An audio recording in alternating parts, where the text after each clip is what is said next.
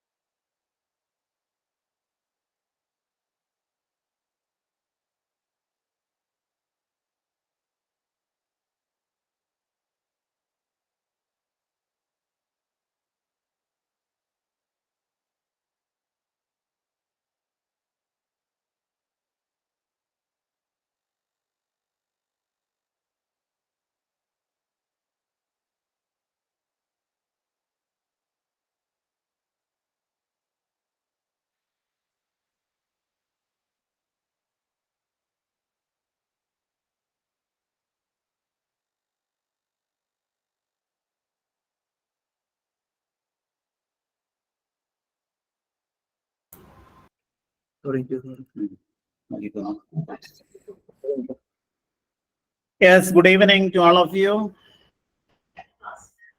Good evening, sir. Good evening, sir. Okay, then നമുക്ക് ഇന്നത്തെ class start ചെയ്യാം.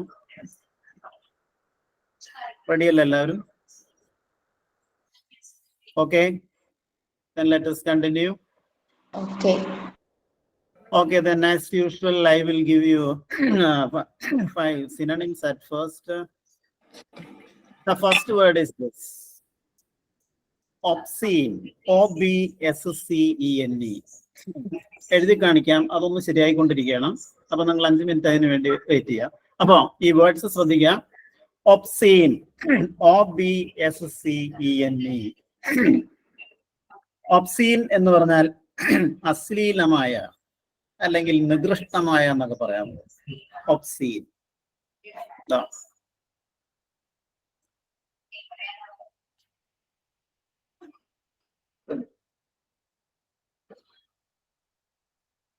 OBSCENE, obscene. ഇത് അടച്ചോട്ടാ, ശരിക്കും അടച്ചോ, വേണേ ലോക്ക് ചെയ്തോ. അപ്പൊ ഒബ്സീൻ ലാംഗ്വേജ് എന്ന് പറഞ്ഞാൽ അശ്ലീല ഭാഷ എന്ന് നമ്മൾ പറയില്ലേ. Indecent or indecent breaking from accepted. യഥാർത്ഥത്തിൽ സെക്ഷൽ മൊറാലിറ്റിയുടെ ആ ഒരു നികൃഷ്ടതയാണ് ഇവിടെ ഒബ്സീൻ എന്ന വാക്കുകൊണ്ട് ഉദ്ദേശിക്കുന്നത്. അപ്പൊ OBSCENE, ഒബ്സീൻ.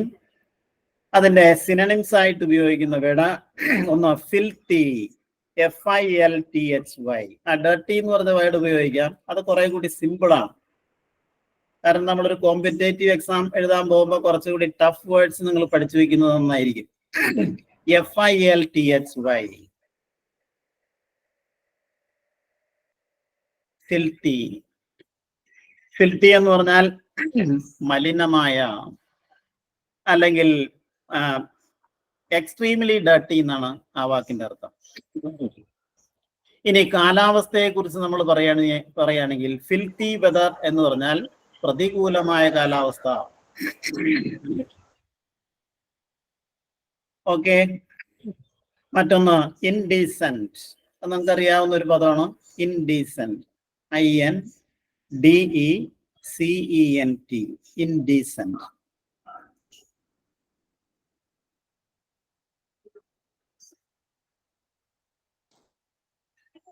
അടുത്ത നല്ലൊരു വേർഡാണ് പോർണോഗ്രാഫിക്. ആ വേർഡ് ശ്രദ്ധിക്കുക നിങ്ങൾ. PORNO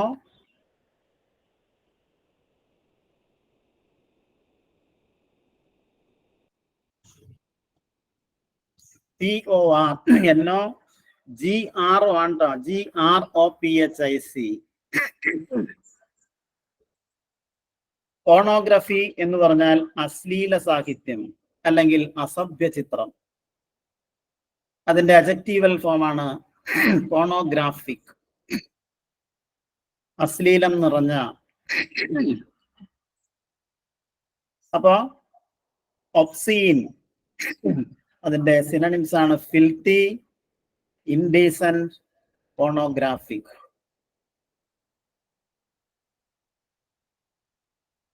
നെക്സ്റ്റ് സെക്കൻഡ് വേർഡ് ഇതാണ്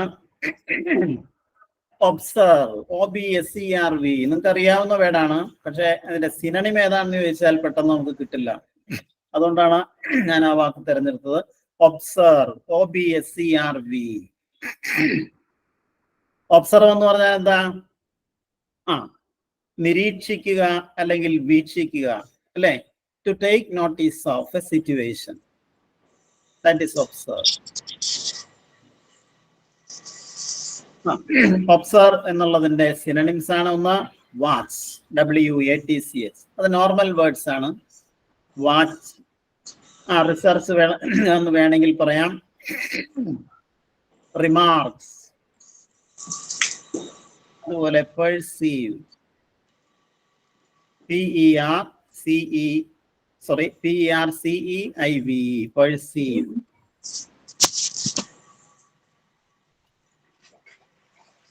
എന്താണ് ഒബ്സർവ്? ഒബ്സർവ് എന്നുള്ളതിന്റെ സിനണിംസ് ഏതൊക്കെയാണ്?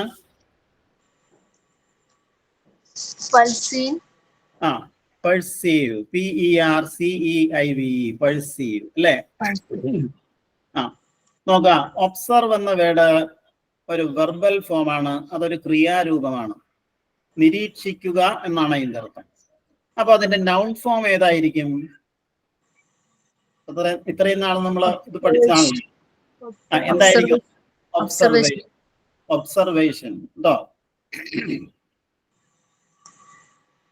അപ്പൊ ഒബ്സർവിന്റെ synonyms watch, remark and perceive.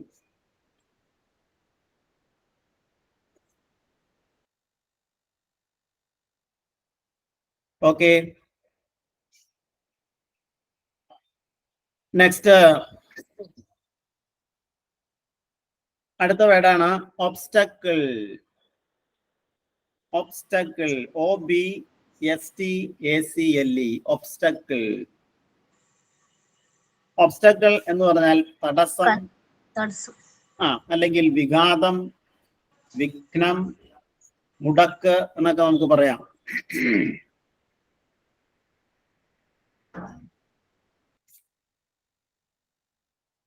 നോക്കാം. ഒബ്സ്റ്റക്കിൾ അല്ലെ തടസ്സം എന്നാണ് ആ വാക്കിന്റെ അർത്ഥം. അതിന്റെ സിനണിംസ് ആയി സാധാരണ ഉപയോഗിച്ച് വരുന്നത് ഒന്ന് ഹിൻഡ്രൻസ്, HINDRANCE.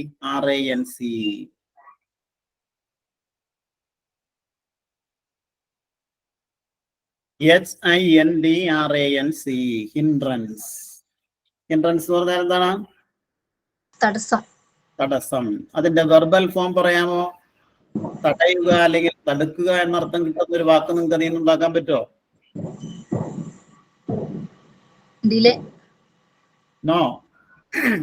ഹിൻഡ്രൻസ് എന്ന വാക്കിൽ നിന്ന് നിങ്ങൾ അതിന്റെ വെർബ് ഏതാണെന്ന് മനസ്സിലാക്കണം. ഹിൻഡർ, HINDER എന്നായിരിക്കും അതിന്റെ സ്പെല്ലിംഗ്. ഹിൻഡർ എന്ന് പറഞ്ഞാൽ തടുക്കുക അല്ലെങ്കിൽ വിലക്കുക. അതിന്റെ നൗൺ ഫോം ആണ് ഹിൻഡ്രൻസ്. ചില വാക്കുകളോടൊപ്പം ANC. ആരവിടെ ശബ്ദിക്കുന്നത്? Please mute.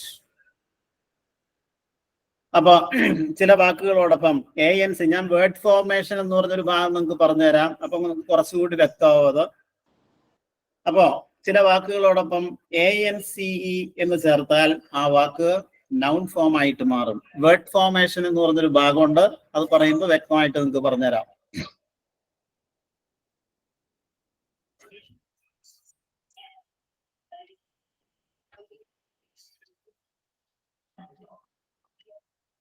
ഓക്കെ, അപ്പോ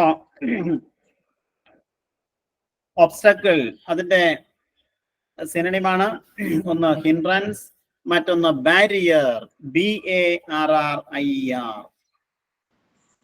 BARRIER, ബാരിയർ. ബാരിയർ എന്ന് പറഞ്ഞാൽ തടസ്സം എന്നാണ് അതിന്റെ അർത്ഥം.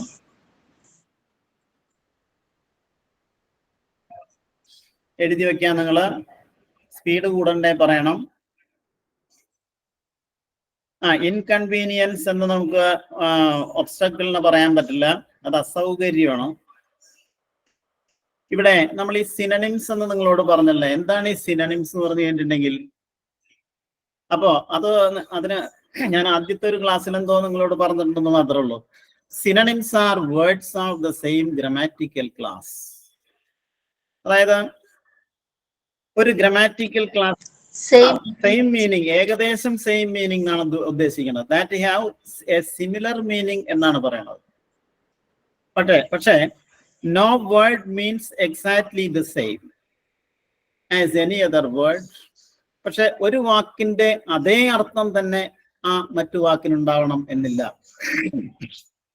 ഞാൻ നിങ്ങളോട് ഒരു എക്സാമ്പിൾ പറയാം. ഇപ്പോ certain words may convey the same general notion. ചില വാക്കുകൾക്ക് പൊതുവായ ഒരു അർത്ഥമായിരിക്കും ഉണ്ടാവുന്നത്. ഞാൻ കൊല്ലുക എന്നുള്ളതിന് ഞാൻ നിങ്ങളോട് കുറച്ച് വേർഡ്സ് പറയാണ്. ഒന്ന് സ്ലേ, SLAY, സ്ലേ, കൊല്ലുക എന്നാണ്. അതുപോലെ കിൽ, മർഡർ, MURD. ഞാൻ പറയണത് നിങ്ങൾ ശ്രദ്ധിക്കാം. മർഡർ. മറ്റൊരു വേർഡാണ് എക്സിക്യൂട്ട്, സ്ലോട്ടർ, SLAUGHTER.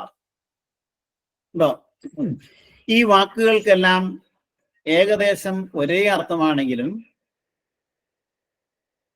അവ ഡിഫറെന്റ് കോണ്ടെക്സ്റ്റിലാണ് അവ ഉപയോഗിക്കുന്നത്. അതുകൊണ്ട് അവയ്ക്ക് ഒരേ അർത്ഥമാണെങ്കിലും അവ ഉപയോഗിക്കുന്ന സാഹചര്യങ്ങൾ കൂടി നമ്മൾ മനസ്സിലാക്കണം. ഞാനൊരു എക്സാമ്പിൾ പറയാം. He was slain on the battlefield. He was slain. Slay എന്നുള്ളതിന്റെ പാസ്റ്റ് പാർട്ടിസിപ്പിൾ സ്ലെയിൻ എന്നാണ്, SLAIN. He was slain on the battlefield. He was killed in action. നമുക്ക് ഓരോ കോണ്ടെക്സ്റ്റ് മനസ്സിലായി. സിനണിംസിന്റെ പ്രത്യേകത അവ ഉപയോഗിക്കുന്ന സാഹചര്യം അനുസരിച്ചിട്ടാണ് അവയ്ക്ക് അർത്ഥം കൈവരിക്കുന്നത്. അതുപോലെ the robbers killed him and looted his property. No, the robbers killed him. അവിടെ കില്ല്, കൊല്ലുക, കൊന്നു എന്ന അർത്ഥമായിട്ടുള്ളത്. അതുപോലെ he was murdered in cold blood. He was murdered in cold blood. The criminal was executed. The sheep were all slaughtered. ഇവിടെ നിങ്ങളൊരു കാര്യം ശ്രദ്ധിക്കുക. സാധാരണ മൃഗങ്ങളെ കൊല്ലുന്നതിനെയാണ് നമ്മൾ സ്ലോട്ടർ എന്ന് പറയുന്നത്. എക്സിക്യൂട്ട് എന്ന് പറഞ്ഞാൽ എന്താ? അതും കൊല്ലുക എന്ന കൊല എന്നതുമായി ബന്ധപ്പെട്ട ഒരു വേർഡാണെങ്കിലും സാധാരണഗതിയിൽ ഈ കുറ്റവാളികളെ തൂക്കിലേറ്റുമ്പോഴാണ് എക്സിക്യൂട്ട് എന്ന വാക്ക് ഉപയോഗിക്കുന്നത്. ഉണ്ടോ? അപ്പോ ഇവയെല്ലാം, ഇപ്പൊ ഞാൻ ഈ പറഞ്ഞ വാക്കുകളെല്ലാം, അവയ്ക്കെല്ലാം ഒരു ജനറൽ നോഷൻ, പൊതുവായ ഒരു അർത്ഥമുണ്ടെങ്കിലും അവ ഉപയോഗിക്കുന്ന സാഹചര്യങ്ങൾ ഡിഫറെന്റ് ആണ്. Though they are used in different senses and in different contexts, they may be treated as synonyms. ഇങ്ങനെ ഉപയോഗിക്കപ്പെടുന്ന ഈ വാക്കുകളെയാണ് നമ്മൾ സിനണിംസ് എന്ന് പറയുന്നത്. കേട്ടോ? അത് ഞാൻ വെറുതെ നിങ്ങളുടെ അറിവിലേക്കായിട്ട് ഒന്ന് പറഞ്ഞെന്നുള്ളൂ. ഓക്കെ, ദെൻ നമ്മൾ ഒബ്സ്റ്റക്കിൾ എന്ന വാക്കിന്റെ സിനണിംസ് ആണ് പറഞ്ഞത്. ഏതൊക്കെയാണത്? Hindrance, barrier. നെക്സ്റ്റ് ഒരു വേർഡ് കൂടി ഉണ്ട്, അത് പറഞ്ഞില്ല. ഇംപിഡിമെന്റ്, IMPEDIMENT.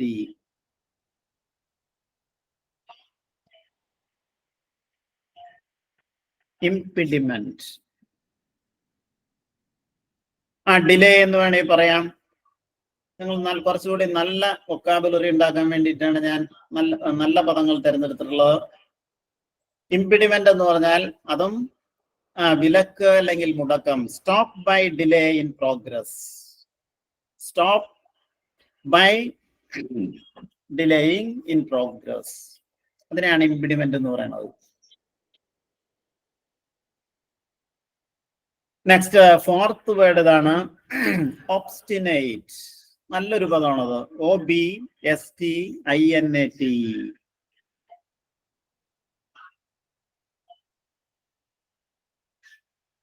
നോക്കിയ വേർഡ് ഒബ്സ്റ്റിനേറ്റ്.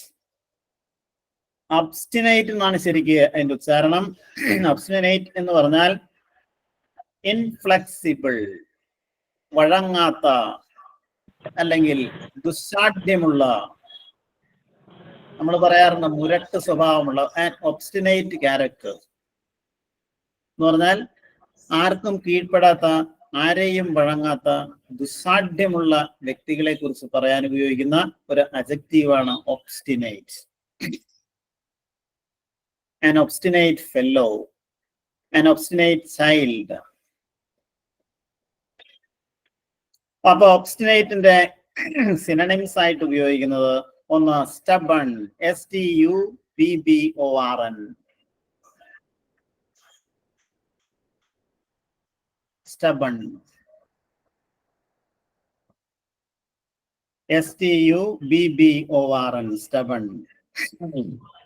stubborn എന്ന് പറഞ്ഞാൽ സാധ്യമുള്ള, വെറും സാധ്യമല്ല, അൺറീസണബിളി ഒബ്സ്റ്റിനേറ്റ്, അകാരണമായിട്ട് സാധ്യം പിടിക്കുന്ന, കുറച്ചുകൂടി ഒബ്സ്റ്റിനേറ്റിനേക്കാൾ കുറച്ചുകൂടി പവർഫുൾ ആയിട്ടുള്ള ഒന്നാണ് stubborn. stubborn എന്നുള്ളതിന്റെ നൗൺ ഫോം എന്തായിരിക്കാം? How can you form noun form of this word stubborn? Just by adding NESS to this word. ഈ വേർഡിനോട് നിങ്ങൾ NESS ചേർക്കുക, എന്താവും? stubbornness. stubbornness. വേർഡ് ഫോർമേഷൻ നിങ്ങൾക്ക് പറയേണ്ടത്, നിങ്ങൾക്ക് ഇനിയിപ്പോ നമ്മളിപ്പോ സിനണിംസും ആന്റണിംസും ക്വസ്റ്റ്യൻസ് മാത്രമേ നിങ്ങളോട് ഇപ്പൊ പറയാറുള്ളൂ. അപ്പൊ നിങ്ങൾക്ക് ഗ്രാമർ പോർഷൻസിൽ നിങ്ങൾക്ക് സംശയങ്ങൾ ഉണ്ടാവും. അത് ഏതുവരെ പറഞ്ഞു എന്നുള്ള കാര്യത്തിൽ എനിക്ക് വ്യക്തതയില്ല. അതുകൊണ്ടാണ് നിങ്ങൾക്ക് സംശയങ്ങളുള്ളത് ചോദിക്കാം. ആ ഭാഗം നമ്മൾ അടുത്തായിട്ട് നിങ്ങൾക്ക് ഡിഫൈൻ ചെയ്ത് തരുന്നതായിരിക്കും. നെക്സ്റ്റ്, അപ്പൊ പറയാം. സാർ ഫ്രേസൽ വെർബ്സിന്റെ എടുക്കാൻ നല്ലതായിരുന്നു. ഫ്രേസൽ വെർബ്സ് അത് പറയാം. ഇതെന്തായാലും നമുക്കൊന്ന് വേഗം പറഞ്ഞു തീർക്കാം. Next, മ്യൂളിഷ്, MULISH. ഒബ്സ്റ്റിനേറ്റിന്റെ മറ്റൊരു സിനണിമാണ് മ്യൂളിഷ്, MULISH. മ്യൂളിഷ് എന്ന് പറഞ്ഞാൽ സാധ്യമുള്ള എന്നാണ്. പക്ഷെ MULE, മ്യൂൾ എന്ന് പറഞ്ഞാൽ എന്താണ്? ഓവർ കഴുത എന്നാണ് നമ്മൾ മലയാളത്തിൽ പറയുന്നത്. അപ്പൊ മ്യൂളിഷ് എന്ന് പറഞ്ഞാൽ like a mule or mule like, സാധ്യമുള്ള എന്നാണ് അതിന്റെ ഫിഗറേറ്റീവ് ആയിട്ടുള്ള മീനിങ്. അപ്പോ നെക്സ്റ്റ്, ഒബ്സ്റ്റിനേറ്റിന്റെ മറ്റൊരു സിനണിമാണ് ഇൻട്രാൻസിജന്റ്. ഇൻട്രാൻസിജന്റ്, അത് അവിടെ ഒരു ക്ലാസ് കിടക്കുന്നുണ്ട് വർഗീസ്, അതുകൊണ്ടായിരിക്കണം. നമുക്ക് അത് പരിഹാരം ഉണ്ടാക്കാം. ഇൻട്രാൻസിജന്റ് എന്ന് പറഞ്ഞൊരു വേർഡ് ഉണ്ട്, INTRANSIGENT. ഇൻട്രാൻസിജന്റ്. ഇൻട്രാൻസിജന്റ് എന്ന് പറഞ്ഞാൽ പൊരുത്തപ്പെടാനാവാത്ത. നമ്മള് വ്യക്തികളെ കുറിച്ച് സാധാരണ പറയുമ്പോൾ an intransigent person, an intransigent fellow എന്നൊക്കെ നമ്മൾ പറയാറുണ്ട്. What would be its meaning? A person who is uncompromising in anything. എന്ത് കാര്യത്തിലും അൺകോംപ്രമൈസിങ് ആയിട്ടുള്ള, അതായത് ഒരു യോജിപ്പില്ലാത്ത ആളുകളെയാണ് നമ്മൾ ഇൻട്രാൻസിജന്റ് ഫെല്ലോസ് എന്ന് പറയുന്നത്. അപ്പൊ C, our fourth word is this, obstinate. അതിന്റെ സിനണിംസ് ആണ് stubborn, mulish, intransigent. ഇതൊക്കെ നല്ല പദങ്ങളാണ്.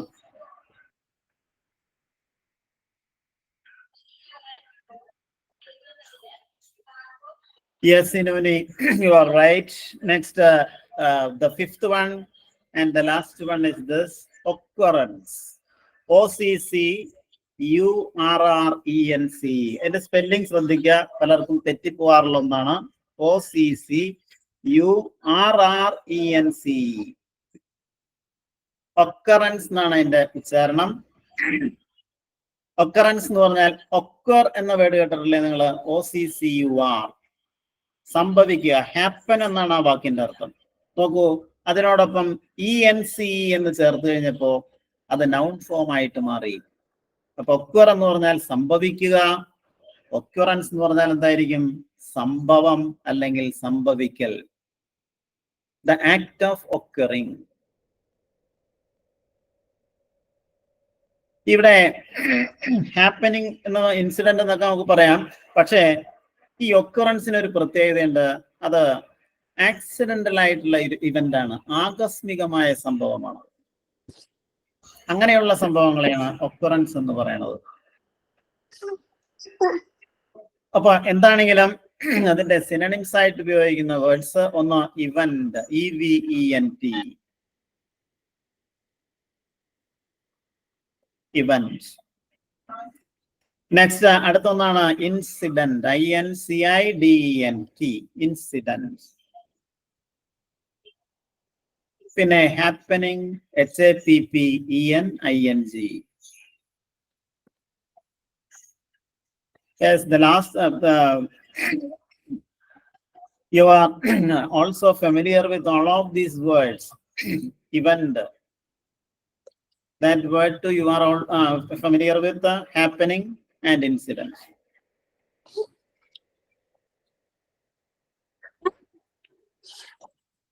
Okay.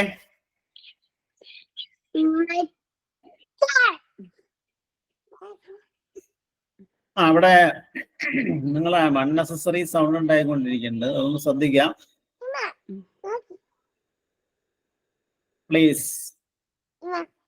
ഇവിടെ പ്ലീസ് മ്യൂട്ട്. ആരോടെ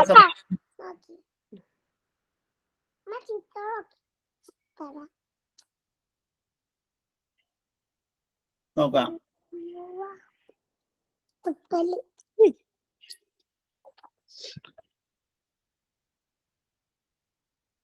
നോക്കാം. ഓക്കെ.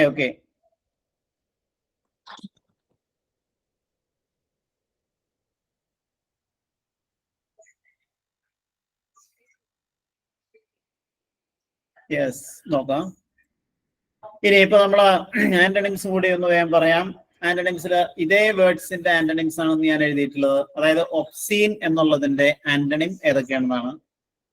വിപരീത പദങ്ങൾ. ഒന്ന്, ഒബ്സീന്റെ വിപരീത പദമാണ് ഹോൾസം, WHOLESOME, ഹോൾസം. ഹോൾസം എന്ന് പറഞ്ഞാൽ പല മീനിങ് ഉണ്ട് അതിന്. സന്മാർഗികമായ അല്ലെങ്കിൽ ധാർമ്മികമായ, ഹിതകരമായ. ഒരു വ്യക്തിയുടെ ആരോഗ്യത്തെ കുറിച്ച് പറയുകയാണെങ്കിൽ a wholesome fellow means a healthy fellow, പൂർണ്ണാരോഗ്യവാനായ വ്യക്തി. ഇപ്പൊ ഒരു വേർഡിന് തന്നെ എത്ര മീനിങ് ഉണ്ടെന്നിപ്പോ ഞാൻ പറഞ്ഞു. ഓക്കെ, നെക്സ്റ്റ് ഒബ്സീന്റെ ഓപ്പോസിറ്റ് ആണ് മറ്റൊന്ന് ഡീസെന്റ്, DECENT, ഡീസെന്റ്. അത് നിങ്ങൾക്ക് അറിയാവുന്നതാണ്. Obscene, decent. മറ്റൊന്ന് നല്ലൊരു പദമാണ് അടുത്തായിട്ട് ഞാൻ നിങ്ങളോട് പറയണത്. അത് അല്പം ഹിസ്റ്റോറിക്കൽ ബാക്ക്ഗ്രൗണ്ട് ഉള്ളൊരു വേർഡ് കൂടിയാണത്. പ്യൂരിറ്റാനിക്കൽ. ശ്രദ്ധിക്കുക, PURITANICAL.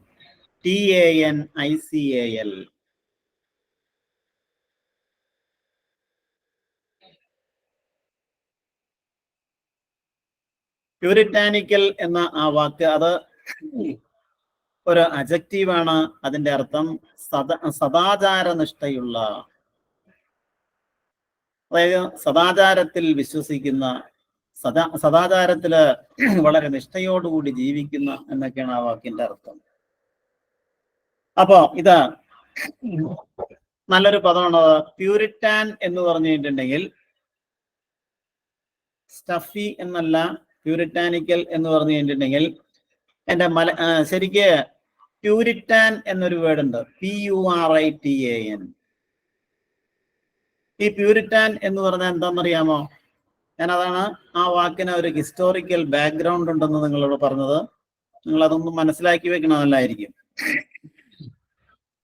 അതായത് ലണ്ടനില് എലിസബത്ത് രാജ്ഞിയുടെ കാലത്ത് നടന്ന മതനവീകരണം അപൂർണമാണെന്ന് കരുതി അക്കാലത്തെ ആരാധനാ രീതികളില് നവീകരണം ഉണ്ടാക്കണമെന്ന് വാദിച്ച പ്രൊട്ടസ്റ്റന്റ് സംഘത്തിലെ അംഗങ്ങളെയാണ് പ്യൂരിറ്റാൻസ് എന്ന് പറയുന്നത്.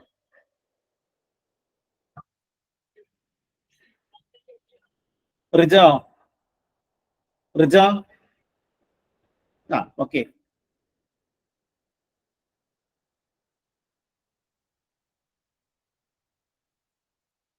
ഒരു മിനിറ്റ്.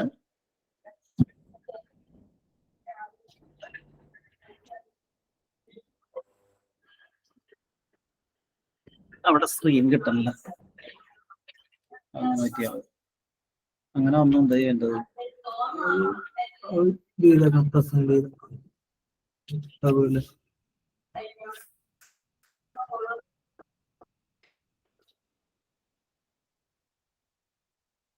കിട്ടണല്ലേ? ഓക്കെ. അപ്പൊ പ്യൂരിറ്റാൻ എന്ന് പറഞ്ഞിട്ടുണ്ടെങ്കിൽ അങ്ങനെ ഒരു പ്രൊട്ടസ്റ്റന്റ് സംഘത്തിലെ അംഗമാണ്. അപ്പൊ ആ വാക്കിൽ നിന്നാണ് പ്യൂരിറ്റാനിക്കൽ എന്ന വേർഡ് ഉണ്ടായിട്ടുള്ളത്. ഞാൻ അതിന്റെ ആ ഹിസ്റ്ററി നിങ്ങളോടൊന്ന് പറഞ്ഞു മാത്രമേ ഉള്ളൂ. സ്ക്രീൻ ഇപ്പൊ വരും. അത് അതിന് എന്തോ ഒരു കംപ്ലൈന്റ് പറ്റിയിട്ടുണ്ട്. ശരിയാവും സാർ. വേറെ ആരുണ്ടോ സ്ക്രീൻ ഷെയർ ചെയ്യാനുണ്ട്? അതാ. അതെ, സ്ക്രീൻ ഷെയർ ചെയ്യണം. ഓക്കെ.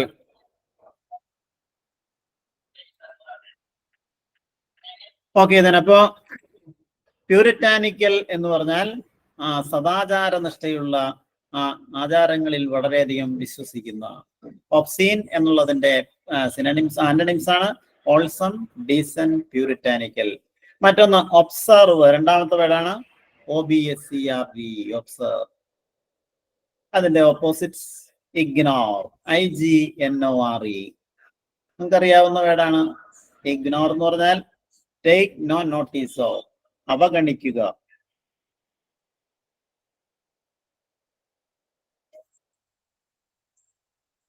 അതെ, സ്മിത പറഞ്ഞത് ശരിയാണ്. പ്യൂരിറ്റാനിക്കൽ എന്നുള്ള പ്യൂരിറ്റാൻ്റെ ഇതല്ലേ ചോദിച്ചത്? Yes, okay. അതിന് ഇംഗ്ലീഷില് നിർവചനങ്ങളുണ്ട് ശരിക്കും. A member of a group of English Protestants who considered the reformation of the church under Queen Elizabeth as incomplete and sought to simplify from form of worship. അതെന്തോ ആവട്ടെ, അതിന്റെ ഹിസ്റ്ററി മാത്രം പറഞ്ഞോളൂ. Next, observe എന്ന വേർഡിന്റെ opposite ഒന്ന് ignore, IGNORE. Ignore, അവഗണിക്കുക അല്ലെങ്കിൽ ഗൗനിക്കാതിരിക്കുക. Next, അടുത്തത് disregard, DISREGARD, disregard. Regard എന്ന് പറഞ്ഞാൽ എന്താ? പരിഗണിക്കുക. അതിന് മുന്നിൽ നമ്മൾ ഡിസ് എന്ന പ്രിഫിക്സ് ചേർത്തപ്പോ ഡിസ്റിഗാർഡ് എന്ന മറ്റൊരു പദം നമുക്ക് കിട്ടി. അത് ഓപ്പോസിറ്റ് മീനിങ്ങിലുള്ളതാണ്, അവഗണിക്കുക അല്ലെങ്കിൽ പരിഗണിക്കാതിരിക്കുക. സുരഭി, പരിഗണിക്കാത്ത എന്ന് പറയരുത്. നമ്മൾ ഉപയോഗിക്കുന്നത് ഇവിടെ ഒബ്സർവ് എന്ന വേർഡ് നിങ്ങൾ നോക്കാം.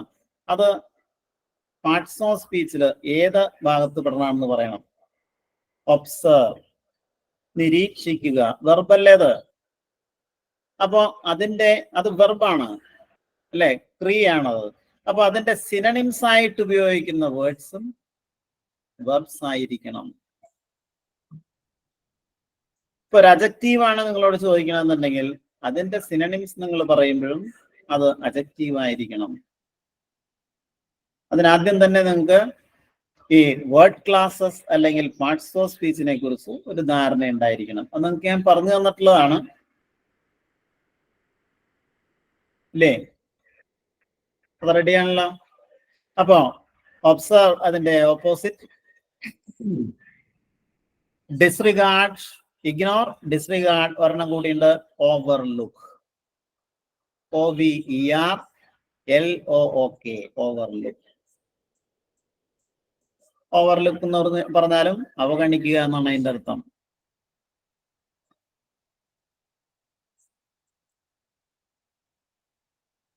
ഓക്കെ, അപ്പൊ observe, ignore, disregard, overlook.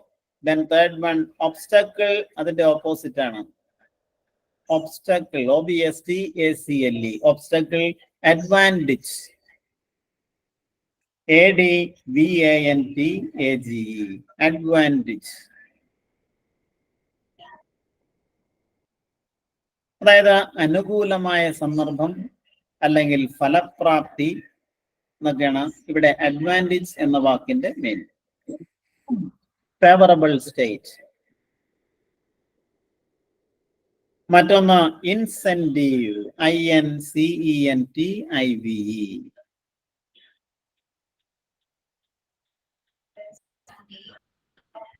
Incentive. Incentive എന്ന് പറഞ്ഞാൽ പ്രേരണ അല്ലെങ്കിൽ പ്രോത്സാഹനം. Next, third one ഇംപീറ്റസ്, IMPETUS.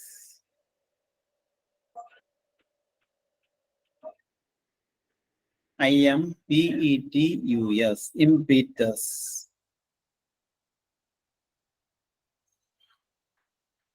Okay, അത് ക്ലിയർ ആണല്ലോ.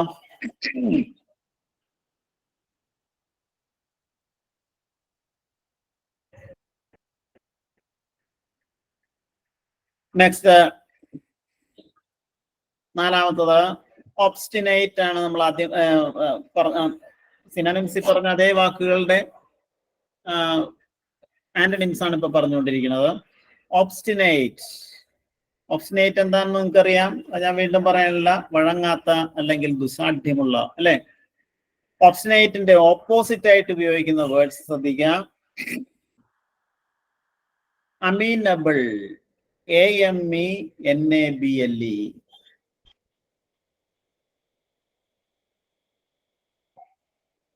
ആ വാക്ക് വളരെ ശ്രദ്ധിക്കാം നിങ്ങള്. AMENABLE. അമീനബിൾ എന്ന് പറഞ്ഞാൽ റെഡി ടു ഈൽഡ്, വഴങ്ങുന്ന അല്ലെങ്കിൽ വശംവദമാകുന്ന. നോക്കാം, അമീനബിൾ എന്ന വാക്കുമായിട്ട് നമുക്ക് തെറ്റിദ്ധരിക്കാൻ സാധ്യതയുള്ള മറ്റ് രണ്ട് വേർഡ്സ് കൂടിയുണ്ട്. ഒന്ന് അമിയബിൾ, മറ്റൊന്ന് അമിക്കബിൾ. അത് ഞാൻ നിങ്ങളോട് പറഞ്ഞോ എന്ന് എനിക്ക് തോന്നുന്നു. AMIABLE, amiable. അമിയബിൾ അല്ല, അമിയബിൾ എന്ന് പറഞ്ഞു കഴിഞ്ഞിട്ടുണ്ടെങ്കിൽ ലവബിൾ, മനസ്സിനിണങ്ങിയ, കൺജീനിയൽ ഓർ സ്വീറ്റ് ടെമ്പേർഡ്. എന്നാൽ അമിക്കബിൾ എന്ന് പറഞ്ഞാൽ സൗഹാർദ്ദപരമായ, ഫ്രണ്ട്ലി. ഇവിടെ നമ്മൾ പറഞ്ഞു വന്നതല്ല, ഒബ്സ്റ്റിനേറ്റ് എന്ന വാക്കിന്റെ ഓപ്പോസിറ്റ് ആയിട്ട് ഉപയോഗിക്കുന്നത് അമീനബിൾ എന്ന വേർഡാണ്. AMENABLE. Amenable means no, amenable എന്ന് പറഞ്ഞാൽ വഴങ്ങുന്ന, റെഡി ടു ഈൽഡ്. മറ്റൊരു വേർഡാണ് പ്ലയബിൾ, PLIABLE. PLIABLE, pliable.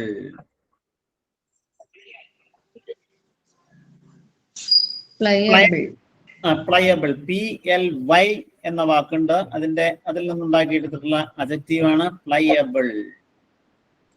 ഒതുക്കമുള്ള അല്ലെങ്കിൽ വഴങ്ങുന്ന, ഫ്ലെക്സിബിൾ, ഡോസൈൽ എന്നൊക്കെ നമുക്ക് പറയാം.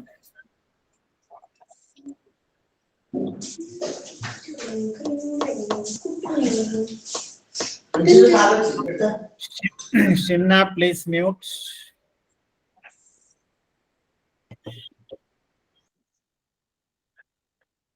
ഓക്കെ. മറ്റൊന്ന്, അടുത്തൊരു വേർഡാണ് അക്വൈസന്റ്, ACQUIESCENT.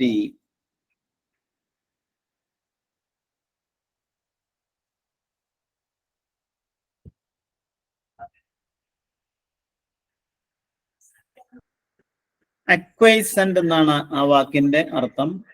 അക്വൈസന്റ് എന്ന് പറഞ്ഞാൽ ഇണക്കമുള്ള അല്ലെങ്കിൽ വഴങ്ങുന്ന, സബ്മിറ്റിംഗ്. അക്വൈസന്റ്. അക്വൈസ് എന്നൊരു വേർഡ് ഉണ്ട്, വഴങ്ങുക അല്ലെങ്കിൽ സമ്മതിക്കുക. അക്വൈസ് ഇന്ന എന്ന ഒരു പ്രപ്പോസിഷൻ, അക്വൈസ് എന്ന് പറയുന്ന വേർഡ് കഴിഞ്ഞാൽ ഇൻ എന്ന പ്രപ്പോസിഷൻ ഫോളോ ചെയ്തിരിക്കണം എന്നുള്ളതാണ് നിയമം. അപ്പൊ ഒബ്സ്റ്റിനേറ്റ് അതിന്റെ ആന്റണിംസ് അമീനബിൾ, പ്ലയബിൾ ആൻഡ് അക്വൈസന്റ്. ഈ വാക്കുകൾ നിങ്ങൾക്ക് ചിലപ്പോ പുതുതായിരിക്കാം, അതുകൊണ്ടാണ് അത് ശരിക്കും നിങ്ങൾ പഠിക്കണം എന്ന് പറയുന്നത്. പ്രത്യേകിച്ച് അതിന്റെ സ്പെല്ലിംഗ് പഠിക്കുക. ഏതെങ്കിലും ഒരു മീനിങ് പഠിച്ചാൽ മതി. Next, last one, occurrence. OCCURRENC. നേരത്തെ പറഞ്ഞതാണ്, മീനിങ് നിങ്ങൾക്കറിയാം, സംഭവം അല്ലെങ്കിൽ സംഭവിക്കൽ. അതിന് സാധാരണയായിട്ട് ഉപയോഗിക്കുന്ന ഓപ്പോസിറ്റ്സ്, ഒന്ന് നോൺ അറ്റൻഡൻസ്. Non attendance.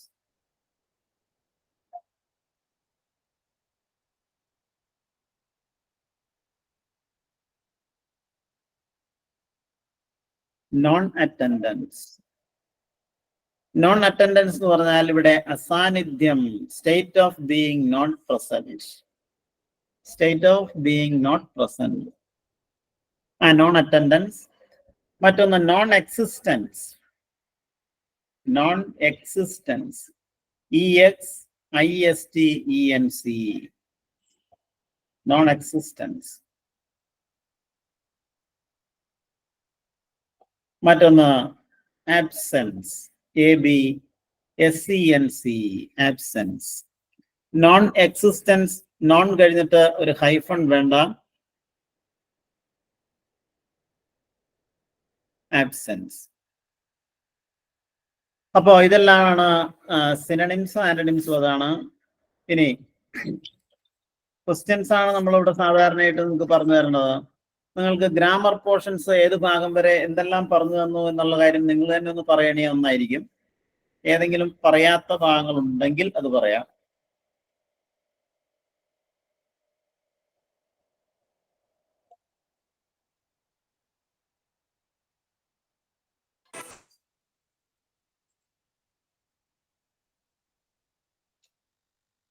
ഞാൻ നിങ്ങളോട് ചോദിക്കാം, ഇപ്പൊ ടെൻസസ് നിങ്ങൾക്ക് പറഞ്ഞു തന്നല്ലേ? ഓക്കെ. അതുപോലെ മോഡൽ ഓക്സിലിയറീസ്. ഓക്കെ. കോൺകോഡ് എന്ന് പറഞ്ഞു തന്നില്ലേ? കോൺകോഡ്. യെസ്. അതുപോലെ ആർട്ടിക്കിൾ പറഞ്ഞു, കോൺകോഡ് പറഞ്ഞിട്ടില്ല.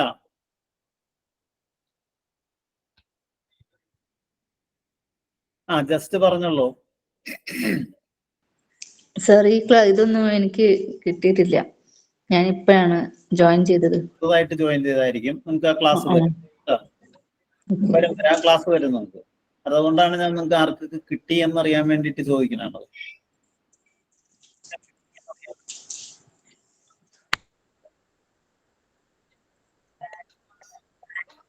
ഒരു ക്ലാസ്സിൽ പറയാൻ പറഞ്ഞു. കോൺകോഡ് നിങ്ങൾക്ക് തുടങ്ങിയിട്ടുണ്ടോ? അത് ജസ്റ്റ് പറഞ്ഞല്ലോ. അപ്പൊ ഒരു ക്ലാസ്സിൽ ഡീറ്റെയിൽ ആയിട്ട് സാർ പറഞ്ഞു തരാന്ന് പറഞ്ഞായിരുന്നു.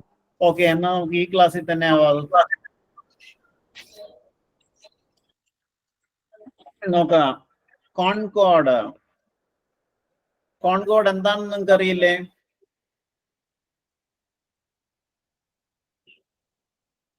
ശ്രദ്ധിക്കുക നിങ്ങള്. Concord means the subject verb agreement or the agreement of the subject with the verb. ഒരു വാക്യത്തിൽ സബ്ജക്റ്റും വെർബും തമ്മിൽ ഒരു പൊരുത്തം ഉണ്ടാവണം. ആ പൊരുത്തത്തെ ഈ ഗ്രാമറിന്റെ അല്ലെങ്കിൽ വ്യാകരണ ഭാഷയിൽ പറയുന്ന ഒന്നാണ് കോൺകോഡ്. ചുരുക്കത്തിൽ നമ്മൾ പറഞ്ഞാൽ concord means agreement of the verb with the subject. സബ്ജക്റ്റും വെർബും തമ്മിലുള്ള എഗ്രിമെന്റ്. ആ എഗ്രിമെന്റിന്റെ ആദ്യ റൂൾസ് നിങ്ങൾക്ക് എല്ലാവർക്കും അറിയാവുന്നതാണ്, ഞാൻ നിങ്ങളോട് പറഞ്ഞിട്ടുള്ളതാണ്, എങ്കിലും ഒന്നുകൂടി പറയാം. സബ്ജക്റ്റ് സിംഗുലർ ആണെങ്കിൽ വെർബും സിംഗുലർ ആയിരിക്കണം. സബ്ജക്റ്റ് പ്ലൂരൽ ആണെങ്കിൽ വെർബും പ്ലൂരൽ ആയിരിക്കണം. ഇതാണ് ആ നിയമം. എന്താണ് the first rule that you have to bear in your mind is this: if the subject is singular in form, the verb must also be singular in form. Likewise, if the subject is plural in form, the verb must also be in plural form. ഇതാണ് നിയമം. ഇതാണ് concord എന്ന് പറയുന്ന സംഭവം. ഇതാണ്. പക്ഷേ നിങ്ങൾ ഒരു കാര്യം ശ്രദ്ധിക്കുക. ഇപ്പോ നമ്മൾ ഒരു സെന്റൻസ് ഞാൻ പറയാണ് നിങ്ങളോട്, അവൾ നന്നായി പാടുന്നു. അവൾ നന്നായി പാടുന്നു. നമ്മൾ ഈ വാക്യം എങ്ങനെ പറയും? She sings well.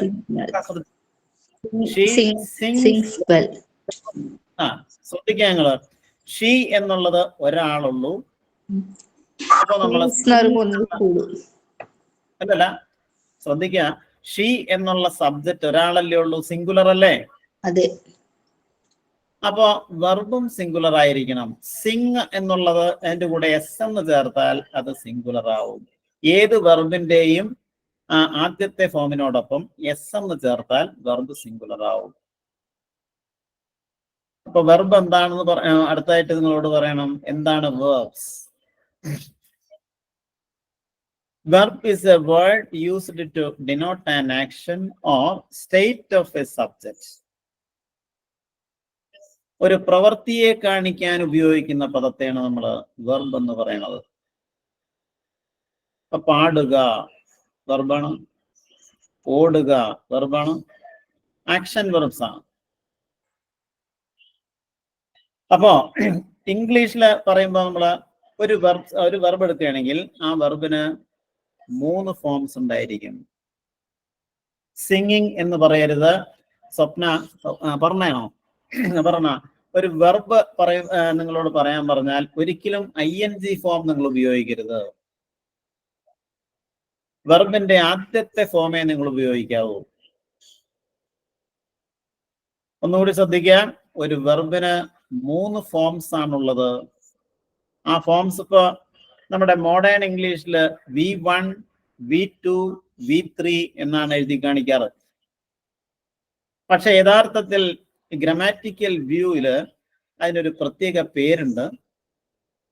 ആദ്യത്തെ ഫോമിനെ base form of the verb or root form of the verb, വെർബിന്റെ അടിസ്ഥാന രൂപം.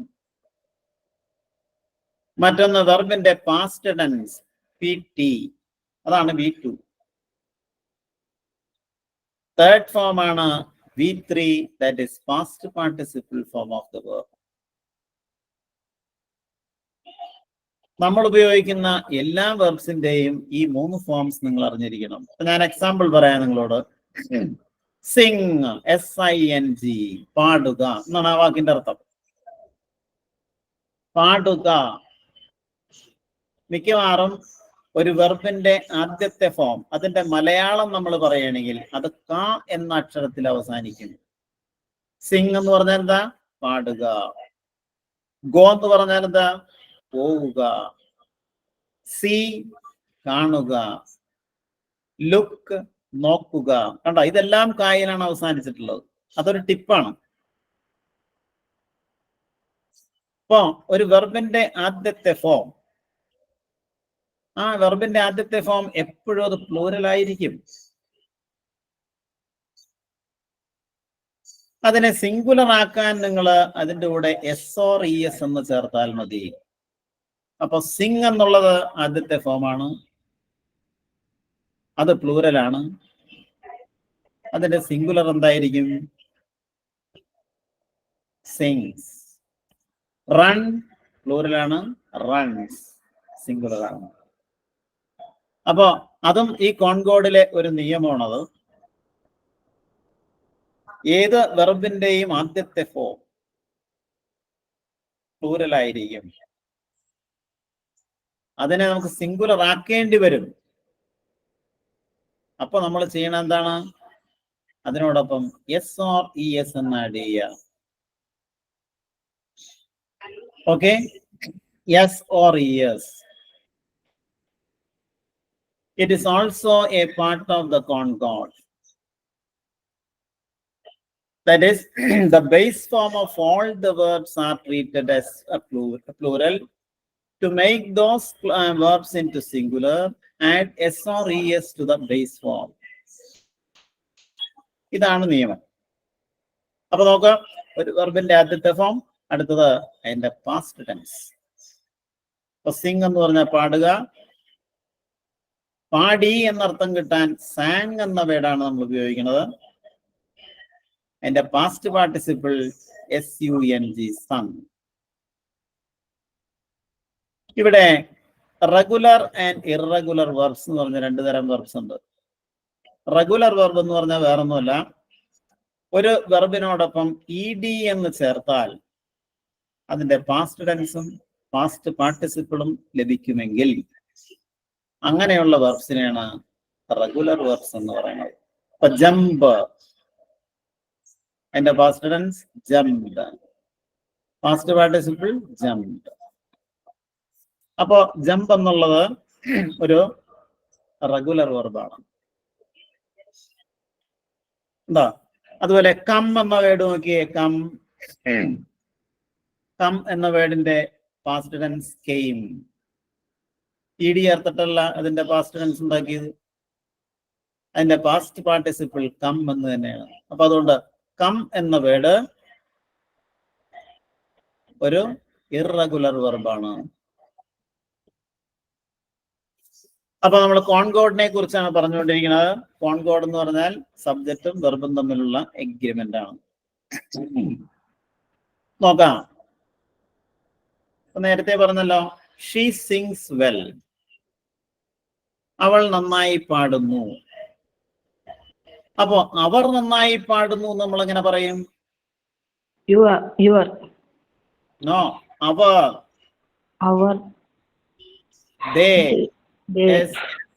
They sing. They കഴിഞ്ഞാൽ പിന്നെ നിങ്ങൾ എന്ത് ഉപയോഗിക്കണം? സിംഗ്, SING. They എന്നുള്ളത് പ്ലൂറലാണ്. അപ്പോ വെർബും പ്ലൂറൽ ആയിരിക്കണം. സിംഗ് എന്ന പ്ലൂറൽ വെർബ് ഉപയോഗിക്കണം. They sing well. ഉണ്ടോ? അപ്പൊ ഞാൻ നിങ്ങളോട് ചോദിക്കുകയാണ് അടുത്തായിട്ട്, this book is good. This book is good. ഈ പുസ്തകം വളരെ നല്ലതാണ്. അപ്പോ ഈ പുസ്തകങ്ങൾ വളരെ നല്ലതാണ് എന്ന് നിങ്ങൾ എങ്ങനെ പറയും ഇംഗ്ലീഷില്? ദിസ് എന്നുള്ളതിന്റെ പ്ലൂറൽ ഉപയോഗിക്കണം. ദീസ്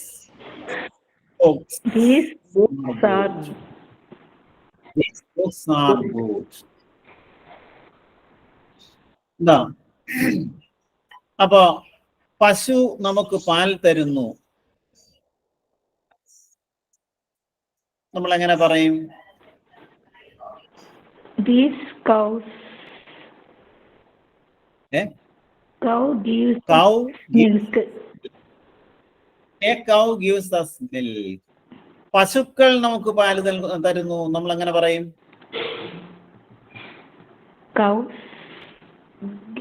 Cows gives എന്ന് പറയാൻ പാടുണ്ടോ? ഇല്ല. Cows പ്ലൂറൽ ആണ്. Cows give us milk. ഉണ്ടോ? ഓക്കെ. അപ്പൊ ഇപ്പൊ അടുത്ത ഒരു എക്സാമ്പിൾ, നമ്മൾ അങ്ങനെ എക്സാമ്പിൾ പറഞ്ഞാലേ നിങ്ങൾക്ക് അത് മനസ്സിലാവുള്ളൂ. ഇപ്പൊ ഷിജിൻ വർഗീസ് ചിത്രം വരയ്ക്കുന്നു അല്ലെങ്കിൽ ഒരു പടം വരയ്ക്കുന്നു. എങ്ങനെ പറയും? ഷിജിൻ വർഗീസ് draws. ഷിജിൻ വർഗീസ് ഒരാളുള്ളൂ, അതുകൊണ്ട് Shijin Varghese draws a picture. Draws DRAWS. കാരണം എന്താ ഡ്രോസ് എന്ന് ചേർക്കാൻ കാര്യം എന്താണ്? ഒരാള് സബ്ജക്റ്റ് ഒരാളുള്ളൂ, അതുകൊണ്ടാണ് നിങ്ങൾ ഡ്രോസ് ഇനി രണ്ടാളും ഉണ്ണിയായിരിക്കാം. ഇപ്പൊ ഷിജിൻ വർഗീസും അദ്ദേഹത്തിന്റെ സഹോദരിയും ചിത്രം വരയ്ക്കുന്നു. നിങ്ങൾ എങ്ങനെ പറയും? Shijin Varghese and his sister draw A picture. ഇതാണ് നിങ്ങൾ വ്യത്യാസം മനസ്സിലാക്കേണ്ടത്. സബ്ജക്ട് സിംഗുലർ ആണെങ്കിൽ വെർബ് സിംഗുലർ ആയിരിക്കണം. സബ്ജക്ട് പ്ലൂറൽ ആണെങ്കിൽ വെർബും പ്ലൂറൽ ആയിരിക്കണം. ഇതാണ് സാധാരണ നിയമം. ഇവിടെ നമുക്ക് പഠിക്കാനുള്ളത് അതല്ല. ആൻഡ് എന്ന വേർഡ് നിങ്ങൾ കേട്ടിട്ടില്ലേ? AND, and. And means, and എന്ന് പറഞ്ഞ വാക്ക് സാധാരണയായിട്ട് എന്നാണ് അതിന്റെ മീനിങ്. മലയാളത്തിൽ നമ്മൾ പറയുകയാണെങ്കിൽ ഇപ്പൊ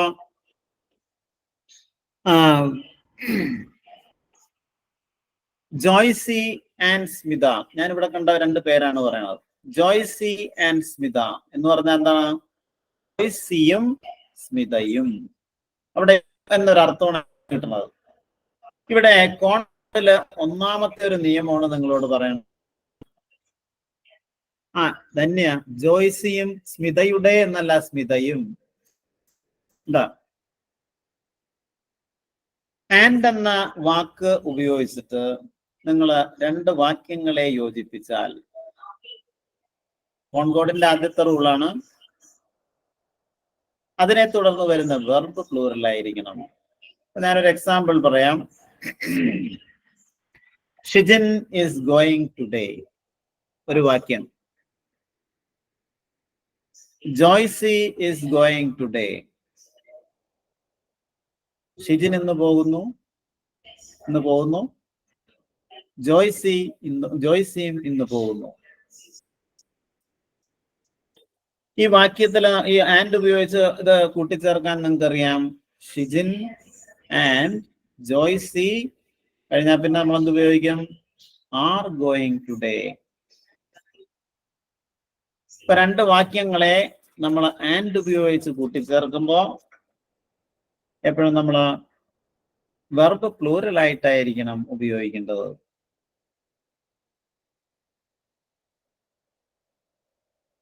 നോക്കാം. Sam and Sumitra are my friends. Sam and Sumitra ആയിട്ട് പിന്നെ നമ്മൾ ആർന്ന് ഉപയോഗിച്ചു. നിങ്ങൾക്ക് അറിയാവുന്ന നിയമമാണ്. Blue and red are my favourite colours. Blue and red രണ്ട് വേർഡ്സ് ആണ്, അപ്പൊ നിങ്ങൾ ആർന്ന് ഉപയോഗിച്ചു. Navya and Gopal read story books every day. Navya and Gopal കഴിഞ്ഞപ്പോ നമ്മൾ എന്ത് ചെയ്തു? Navya and Gopal read. Read എന്ന പ്ലൂറലാണ് ഉപയോഗിച്ചത്. അപ്പൊ നിങ്ങൾ മനസ്സിലാക്കേണ്ട, ഒരു വെർബിന്റെ ആദ്യത്തെ ഫോം എപ്പോഴും പ്ലൂറലായിരിക്കും.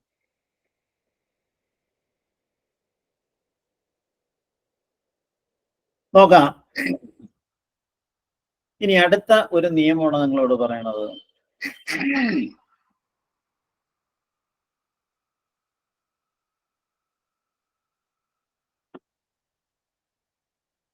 ഇപ്പോ ഒരു വാക്യത്തിലെ രണ്ട് നൗൺസ്,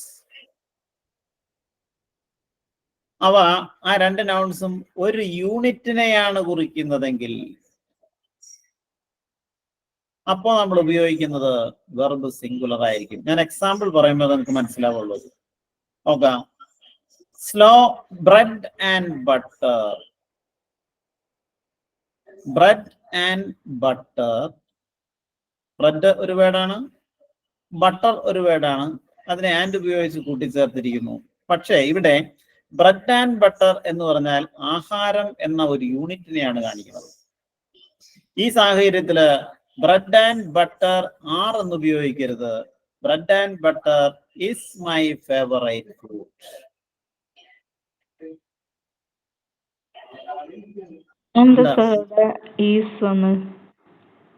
കാരണം ബ്രെഡ് ആൻഡ് ബട്ടർ എന്ന് പറഞ്ഞിട്ടുണ്ടെങ്കിൽ ഒരു കോമ്പിനേഷൻ ആണ്.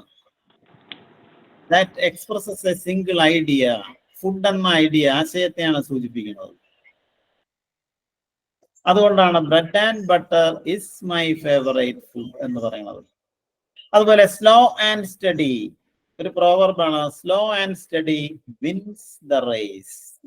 നോക്കാം, slow and steady, STEADY, slowness and steadiness, 2 words ആണ്.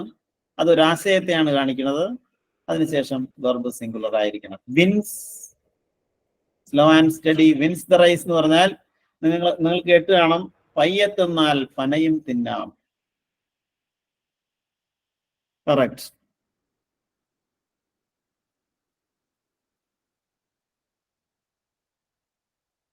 അപ്പൊ ശ്രദ്ധിക്കുക, 2 നാമങ്ങൾ ആൻഡ് ഉപയോഗിച്ച് യോജിപ്പിക്കുമ്പോൾ അവ ഒരു യൂണിറ്റിനെയോ അല്ലെങ്കിൽ ഒരു സിംഗിൾ ഐഡിയ, ഒരു ഏക ആശയത്തെയോ ആണ് കാണിക്കുന്നതെങ്കിൽ വെർബ് സിംഗുലർ ആയിരിക്കണം.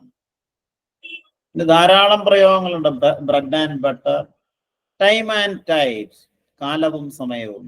Time and tide waits for no man. Waits ഉണ്ട്. ടൈം ആൻഡ് ടൈഡ് കഴിഞ്ഞാൽ നമ്മൾ ഉപയോഗിച്ചത് വെയിറ്റ്സ് എന്ന ആ സിംഗുലർ വെർബാണ്. Time and tide waits for no man, കാലവും സമയവും ആരെയും കാത്തു നിൽക്കാറില്ല. ഉണ്ടോ? അതുപോലെ pen and ink, bullock and cart, thread and needle, rise and fall. ഇങ്ങനെയുള്ള ഒരേ ആശയത്തെ അല്ലെങ്കിൽ ഒരു സിംഗിൾ ഐഡിയയെ കാണിക്കുന്ന 2 നാമങ്ങൾക്ക് ശേഷം നമ്മൾ സിംഗുലർ വെർബ് ആയിരിക്കണം ഉപയോഗിക്കേണ്ടത്. ഇത് മറ്റൊരു റൂളാണ്.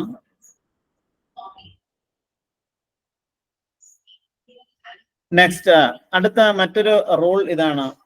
ഇപ്പോ 2 നൗൺസ് ഒരു വ്യക്തിയെ തന്നെയാണ് സൂചിപ്പിക്കുന്നതെങ്കിൽ, 2 നൗൺസ് ഒരു വ്യക്തിയെ തന്നെയാണ് സൂചിപ്പിക്കുന്നതെങ്കിൽ വെർബ് സിംഗുലർ ആയിരിക്കണം. ഞാൻ എക്സാമ്പിൾ പറയാം, അപ്പോഴായിരിക്കും നമുക്ക് അത് മനസ്സിലാവുന്നത്. നോക്കാം, ഞാനൊരു എക്സാമ്പിൾ പറയാണ്, നിങ്ങൾ ശ്രദ്ധിക്കുക. The poet and dramatist. ശ്രദ്ധിക്കുക, the poet and dramatist was dead. പോയറ്റും നാടകകൃത്തും മരിച്ചു. ശ്രദ്ധിക്കുക, ഇവിടെ നോക്കാം. ദ പോയറ്റ്, പോയറ്റിന് മുമ്പിൽ ദ എന്ന ഡെഫിനിറ്റ് ആർട്ടിക്കിൾ ഉപയോഗിച്ചിട്ടുണ്ട്. ദ പോയറ്റ് ആൻഡ് പിന്നെ നമ്മൾ ദ ഉപയോഗിച്ചിട്ടില്ല. Poet and dramatist. ഇവിടെ ആദ്യത്തെ നൗണിനോടൊപ്പം ദ എന്ന് ഉപയോഗിച്ചു. വീണ്ടും രണ്ടാമത്തെ നൗണിനോടൊപ്പം ദ എന്ന് ഉപയോഗിക്കുകയാണെങ്കിൽ അത് രണ്ടും 2 വ്യക്തികളായിരിക്കും. ഇവിടെ ദ പോയറ്റും ഡ്രമാറ്റിസ്റ്റും ഒരാൾ തന്നെയാണ്. അതുകൊണ്ട് നമ്മൾ ഉപയോഗിക്കുന്ന വെർബ് സിംഗുലർ ആയിരിക്കണം. The poet and dramatist R dead അല്ല, സ്വപ്ന ഈസ് ഡെഡ് അല്ലെങ്കിൽ വാസ് ഡെഡ്. പക്ഷേ the poet and the dramatist, ആ ദ എന്ന് 2 നൗൺസിന്റെയും മുന്നിൽ ആവർത്തിക്കുകയാണെങ്കിൽ അപ്പോ അത് പ്ലൂറൽ ആയിരിക്കും. അപ്പൊ the poet and the dramatist were dead അല്ലെങ്കിൽ ആർ ഡെഡ് എന്ന് പറയണം.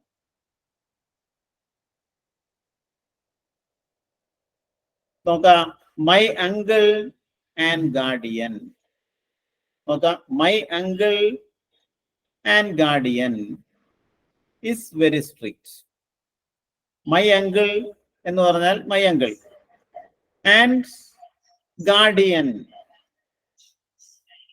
ആ ഗാർഡിയന് മുമ്പ് വീണ്ടും മൈ എന്ന് ഉപയോഗിച്ചിരുന്നെങ്കിൽ അത് രണ്ടും 2 ആൾക്കാരാണ്. ഗാർഡിയനും അങ്കിളും രണ്ടും 2 പേരാണ്.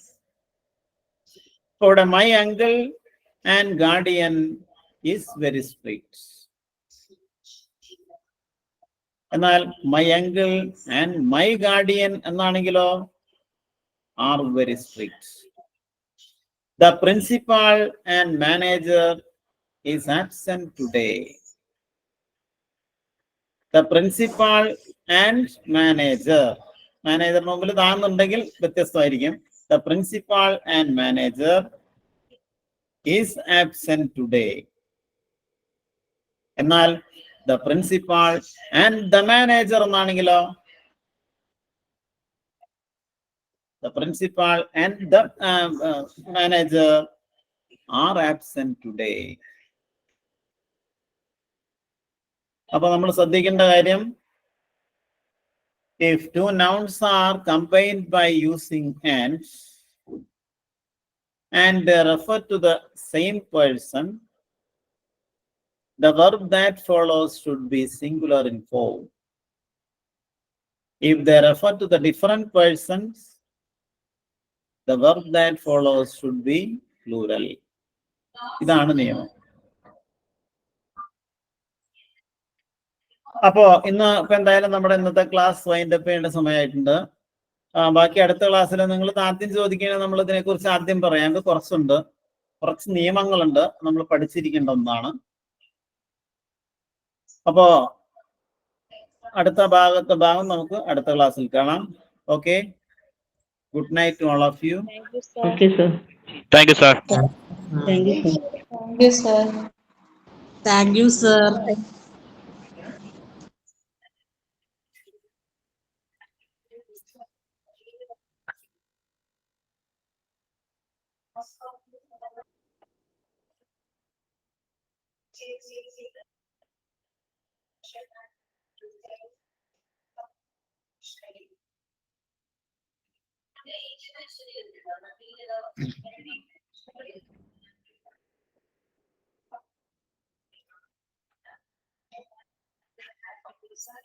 ഇത് എത്ര മണിക്ക് 1:30 കഴിഞ്ഞു.